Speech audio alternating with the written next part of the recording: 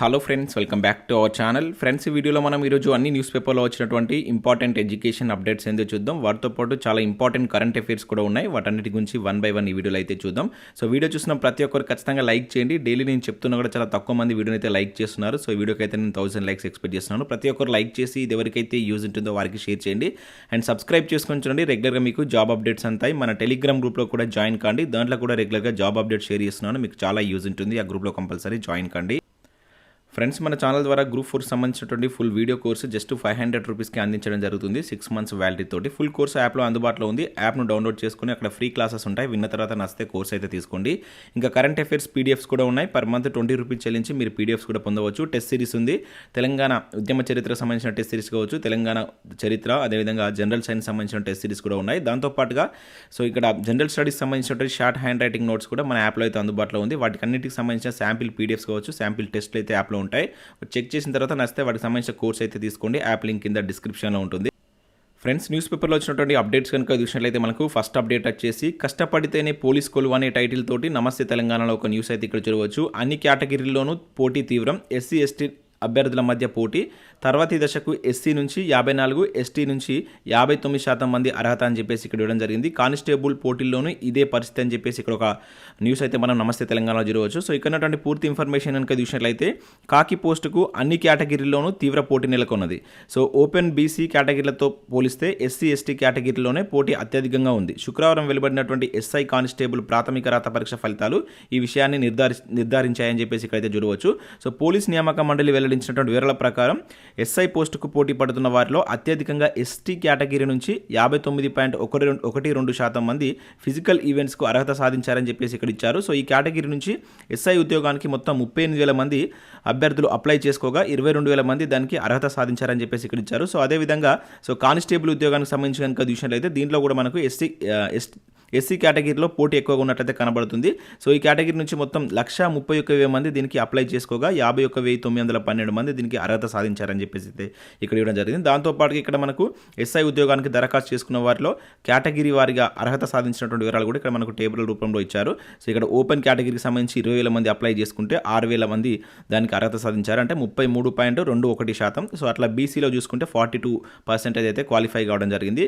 ఇక అదేవిధంగా ఎస్సీలో 54, ఎస్టీలో 59. సో అత్యధికంగా మనకు 59 నుంచి 59% ఎస్టీ వాళ్ళు. తర్వాత నెక్స్ట్ మనకు ఎస్సీ వాళ్ళు ఉన్నారు. నెక్స్ట్ మనకు ఇతరులు ఎక్స్ సర్వీస్ మ్యాన్లు అయితే ఉన్నారు.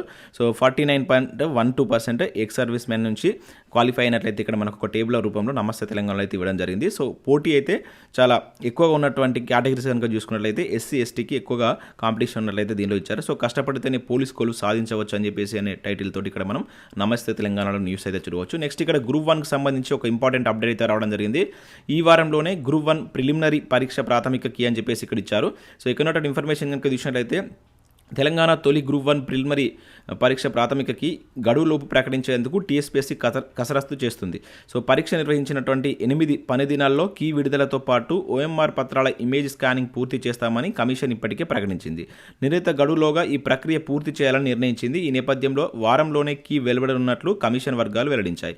సో ఈ నెల 16న ప్రిలిమినరీ పరీక్ష జరిగింది. ఈ పత్రాలన్నీ జిల్లాల నుంచి సోమవారానికి హైదరాబాద్కు చేరుకున్నాయి. మంగళవారం నుంచి OMR పత్రాల ఇమేజ్ స్కానింగ్ ప్రారంభమైంది. సో పండుగ సెలవుల్ని మినహాయించగా తొలుత చెప్పినట్లుగా 8 పని దినాల్లోనే ఈ ప్రక్రియ పూర్తి చేయనుంది. సో ప్రాథమిక కీపై అభ్యంతరాల నుంచి గడువులోగా అభ్యంతరాలు స్వీకరించి తుది కీని కూడా విడుదల చేయనున్నట్లు ఇక్కడైతే ఇచ్చారు. సో మనకు వాళ్ళు ఏదైతే మొదటగా చెప్పినటువంటి వారం రోజుల్లోనే కీ రిలీజ్ చేస్తామనేటువంటి దాని మీద సో వర్క్ అయితే చేస్తున్నట్లు ఇక్కడ ఇచ్చారు. సో వితిన్ 8 డేస్లో అంటే 8 పని దినాల్లో మనకి కీ అయితే రిలీజ్ అయ్యేటువంటి ఛాన్స్ ఉన్నట్లు ఇక్కడైతే మనకు ఈనాడు న్యూస్ పేపర్లో ఒక అప్డేట్ అయితే చూడవచ్చు. సో నెక్స్ట్ మనకు సికింద్రాబాద్లో ఉన్నటువంటి ఆర్మీ ఆర్డినెన్స్ కార్ప్స్ సెంటర్ పరిధిలో ఉన్నటువంటి సెంట్రల్ రిక్రూట్మెంట్ సెల్ నుంచి 419 వేకెన్సీస్ తోటి ఒక నోటిఫికేషన్ అయితే రిలీజ్ చేయడం జరిగింది. సో మెటీరియల్ అసిస్టెంట్ ఉద్యోగానికి సంబంధించినటువంటి వేకెన్సీస్ ఇవి. సో నవంబర్ 11 లోపు మీరు వీటికైతే అప్లై చేసుకోవాల్సి అయితే ఉంటుంది. ఆన్లైన్లో అప్లై చేసుకోవాలి. ఇక్కడ దీనికి సంబంధించినటువంటి వెబ్సైట్ లింక్ కూడా ఇచ్చారు.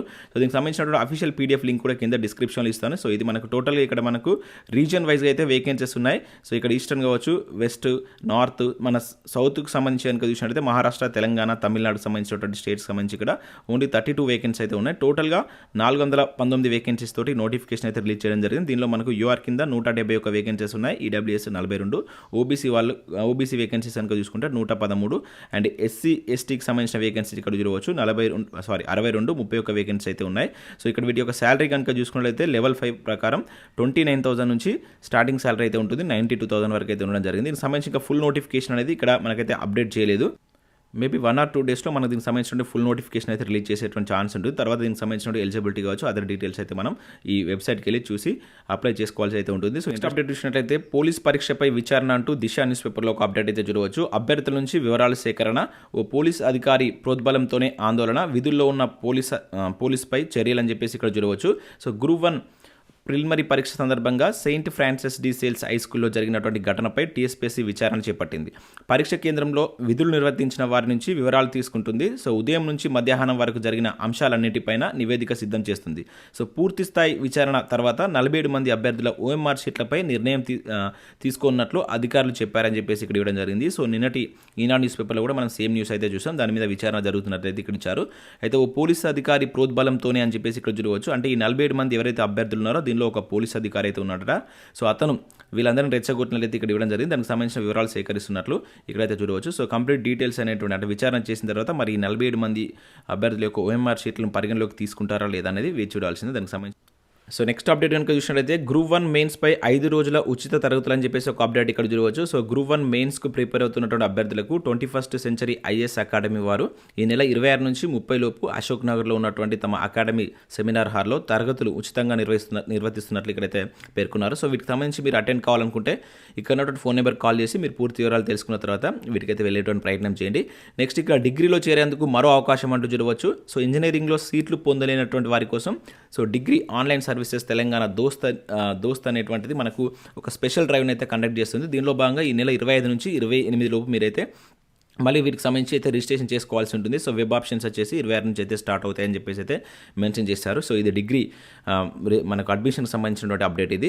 నెక్స్ట్ చూసినట్లయితే ఏడాదిన్నరలో 10 లక్షల ఉద్యోగాలని చెప్పేసి ఒక అప్డేట్ ఇక్కడ చూడవచ్చు. కేంద్రం రోజ్గార్ మేళా లక్ష్యం ఇదే. 75 ఏళ్ల అమృత కాలంలో 75,000 మంది నియామకం, స్వయం ఉపాధి పెంపు దిశగా గణనీయ ప్రగతి, ఉద్యోగిత పెంచేలా తయారీ తదితర రంగాలు ఉత్తేజితం, ప్రధాని మోడీ వెల్లడి, ఆన్లైన్లో నియామక పత్రాల జారీ, సికింద్రాబాద్లో కిషన్ రెడ్డి చేతుల మీదుగా 254 మందికి 12న RFCL జాతికి అంకితం చేరినటువంటి మోడీ అని చెప్పేసి ఇక్కడ మనకు అప్డేట్ అయితే చూడవచ్చు. ఆంధ్రజ్యోతిలో వచ్చినటువంటి న్యూస్ ఇది. యువతకు గరిష్ట ఉద్యోగ అవకాశాలు కల్పించేందుకు అనేక విధాలుగా ప్రయత్నాలను కొనసాగిస్తున్నట్లు ప్రధాని నరేంద్ర మోడీ వెల్లడించారు. స్వయం ఉపాధి అవకాశాలను గణనీయంగా విస్తరించేలా తయారీ కావచ్చు, మౌలిక కల్పన, అదేవిధంగా పర్యాటకం వంటి రంగాలను ఉత్తేజితం చేశామని చెప్పేసి తెలపడం జరిగింది. సో 75,000 మంది నిరుద్యోగులకు ఉద్యోగ నియామక పత్రాలను అందించేటువంటి రోజ్గార్ మేళా కార్యక్రమాన్ని శనివారం ఆయన ప్రారంభించినట్లు ఇక్కడ ఒక అప్డేట్ అయితే మనం ఆంధ్రజ్యోతిలో అయితే చూడవచ్చు.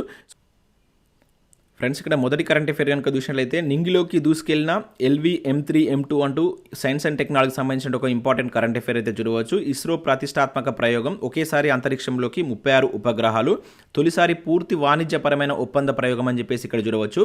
సో ఇక్కడ దీనికి సంబంధించి చూసినట్లయితే భారత అంతరిక్ష పరిశోధన సంస్థకు చెందినటువంటి అత్యంత బరువైనటువంటి రాకెట్ LV M3 M2 నింగిలోకి దూసుకెళ్లింది.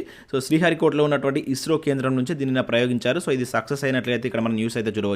సో దీనికి సంబంధించి మనం కరెంట్ అఫేర్స్ కోణంలో ఏం గుర్తుంచుకోవాలంటే ఈ నేమ్ గుర్తుంచుకోండి, LV M3 M2 అనే నేమ్ గుర్తుంచుకోండి. అదేవిధంగా ఇది దీని ద్వారా ఎన్ని ఉపగ్రహాలను పంపించారు, 36 ఉపగ్రహాలను పంపించడం జరిగింది. ఇది తొలిసారి పూర్తి వాణిజ్యపరమైనటువంటి ఒప్పంద ప్రయోగం కింద గుర్తుంచుకోండి. ఇది చాలా చాలా ఇంపార్టెంట్. అదేవిధంగా ఇది అత్యంత బరువైనటువంటి రాకెట్ అని చెప్పేసి గుర్తుంచుకోండి. ఈ పరంగా మనకు ఒకవేళ అప్లికేషన్లో అడిగితే ఇవన్నీ అక్కడ మెన్షన్ చేసేటువంటి ఛాన్స్ ఉంటుంది కనుక సో ఇది మనకు సైన్స్ అండ్ టెక్నాలజీకి సంబంధించినట్టు ఈ రోజు వచ్చినట్టు ఒక ఇంపార్టెంట్ కరెంట్ అఫేర్ కింద అయితే చూడవచ్చు.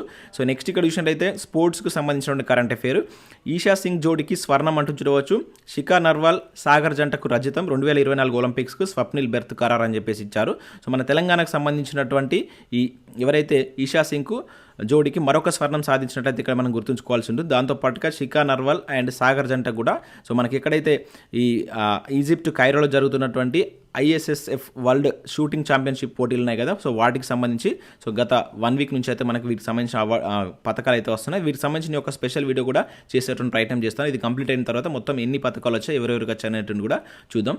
నెక్స్ట్ కరెంట్ అఫేర్ కనుక చూసినట్లయితే గీతం వర్సిటీకి ట్రిమ్ ఛాంపియన్ అవార్డు అంటే ఇక్కడ ఒక ఇంపార్టెంట్ కరెంట్ అఫేర్ అయితే చూడవచ్చు. సో హరిత నిర్మాణాలను ప్రోత్సహించే విధంగా ఆర్కిటెక్చర్ నిపుణులను దేశానికి అందిస్తున్నందుకు గాను సో గీతం డీమ్డ్ విశ్వవిద్యాలయం స్కూల్ ఆఫ్ ఆర్కిటెక్చర్ను జాతీయ స్థాయిలో గుర్తిస్తూ మనకు Indian green building council green building champion అవార్డుని అయితే ప్రకటించిందని చెప్పేసి ఇక్కడ చూడవచ్చు. సో మనకు హైదరాబాద్లో ప్రస్తుతం జరుగుతున్నటువంటి 20వ గ్రీన్ బిల్డింగ్ కాంగ్రెస్ సమావేశంలో భాగంగా సో దీనికి సంబంధించి ఈ గీతం స్కూల్ ఆఫ్ ఆర్కిటెక్చర్ డైరెక్టర్కు ఈ అవార్డు ప్రకటించినట్లుగా ఇక్కడ ఒక అప్డేట్ అయితే చూడవచ్చు. చాలా ఇంపార్టెంట్. మనకు రీసెంట్గా ఈ అవార్డు ఎవరికి వచ్చింది, ఏ సంస్థకు వచ్చిందని చెప్పేసి ఇటువంటి క్వశ్చన్ అడగడానికి ఛాన్స్ ఉంటుంది కనుక సో దీని అయితే ఇక్కడ గుర్తుంచుకోండి.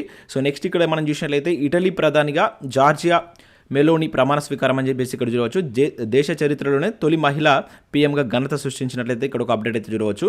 సో ఇక్కడ మనం చూసినట్లయితే ఇటలీ నూతన ప్రధానిగా జార్జియా మెలోని శనివారం ప్రమాణ స్వీకారం చేసినట్లయితే ఇక్కడ ఇచ్చారు. సో ఇక్కడ దీంతో ఆ పదవి చేపట్టినటువంటి మొట్టమొదటి మహిళా పీఎంగా అయితే ఇక్కడ మనం గుర్తుంచుకోవాల్సి ఉంటుంది. ఈమె ఇటలీలో ఉన్నటువంటి నేషనల్ బ్రదర్స్ ఆఫ్ ఇటలీ పార్టీకి చెందినటువంటి వ్యక్తి. సో ఇక్కడ మన క్వశ్చన్ ఎట్లా అడగడానికి ఛాన్స్ ఉంటుందంటే సో రీసెంట్గా జార్జియా మెలోని ఏ దేశానికి సంబంధించి ప్రధానిగా ప్రమాణ స్వీకారం చేశారని చెప్పేసి అడగడానికి ఛాన్స్ ఉంటుంది. సో ఆ విధంగా అయితే గుర్తుంచుకోండి, నేమ్ గుర్తుంచుకోండి అండ్ ఇక్కడ కంట్రీ నేమ్ గుర్తుంచుకునే ప్రయత్నం చేయండి. సో నెక్స్ట్ ఇక్కడ ఆస్ట్రేలియాలో ఘనంగా PV విగ్రహ ఆవిష్కరణ అని చెప్పి చూడవచ్చు. మనం ఆల్రెడీ గతంలో కూడా 2 or 3 times అయితే చూడడం జరిగింది. ఈరోజు ఈనాడు న్యూస్ పేపర్లో కూడా ఇచ్చారు. సో చాలా ఇంపార్టెంట్. సో PV నరసింహారావు విగ్రహ ఆవిష్కరణ అనేది మనకు ఆస్ట్రేలియాలో అయితే రీసెంట్గా అయితే దాన్ని ఆవిష్కరించడం జరిగింది. దీనికి సంబంధించి మనం 2 or 3 times అయితే చూడడం జరిగింది. నేమ్ గుర్తుంచుకొని మనకు ఆస్ట్రేలియాలో ఉన్నటువంటి సిడ్నీలో ఈ విగ్రహాన్ని ఆవిష్కరించడం జరిగింది. సో నెక్స్ట్ మనకు ఈనాడు ప్రతిభలో ఈరోజు కెమిస్ట్రీకి సంబంధించినటువంటి బిట్ బ్యాంక్ అయితే రావడం జరిగింది. సో ఇవి మనకు వివిధ న్యూస్ పేపర్లో వచ్చినటువంటి కరెంట్ అఫైర్స్ అండ్ ముఖ్యమైనటువంటి ఎడ్యుకేషన్ అప్డేట్స్. వీడియో నచ్చితే లైక్ చేసి మీ మిత్రులకు షేర్ చేయండి. Thanks for watching. Thank you.